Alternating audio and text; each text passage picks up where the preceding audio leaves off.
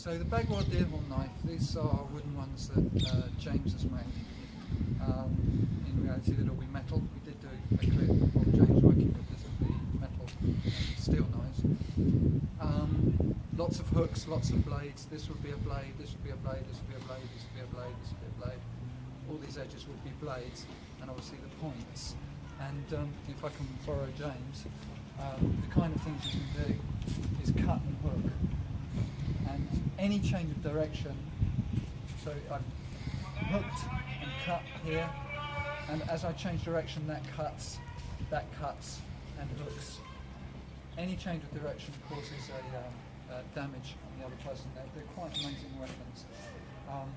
If James holds the deerhorn knife on the handle point, if the blade is fighting the blade, then they catch. So imagine a straight weapon would be caught as well, and you can get in and get control over someone like this. And any change results in a cut. When you're working them with the forms, we do something very simple in our Bagua, is we take the open-handed forms and put the weapon in the hand. A lot of our forms have the hand coming back here, which traditionally was to get clothing out of the way, but also is for taking a weapon out of the pocket. So as the hand comes back, you can draw a weapon out. So as we place the deerhorn knives into the hands, whilst we're doing the empty-handed forms, what's interesting about these is that they don't change. This is a piece of wood, it's solid. When you're working with a human, humans change. Each partner that you work with is different. The deerhorn knife is always the same.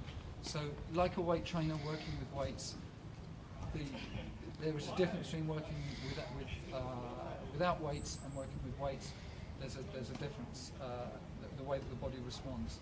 So we might have a movement, for instance, like this, where we're walking in a circle, and then we change. And when you change, things that you would do with your empty hand, suddenly you have to be careful, because here we've got some spikes and points.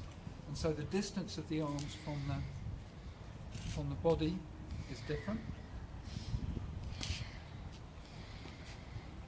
If I pull back too far, I'm going to cut myself, so it's an awareness of the space, so it builds up an awareness of the space.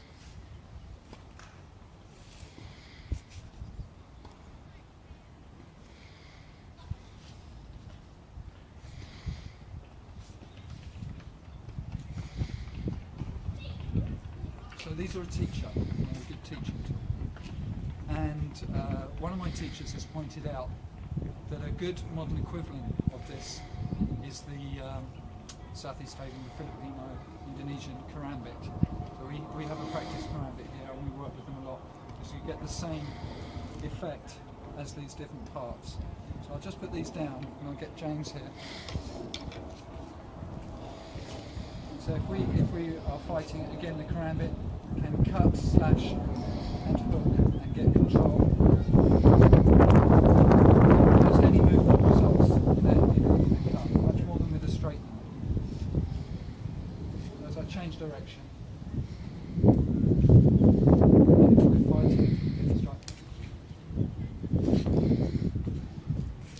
Interesting things with the kerambit as well, which we'll look at in another video, is that because of the difference with a curve, with a straight knife, you can get actions that you wouldn't be able to do with a straight knife. So even when the knife hand is controlled, very interesting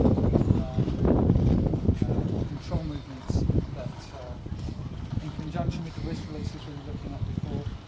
So I'm going out wrist release, and then I just drop down a little bit. If I had a straight knife, it would be over here. The point would be over here. I'd have to come around a lot further to get that part. But even without, I'd have to come out wrist block. Even without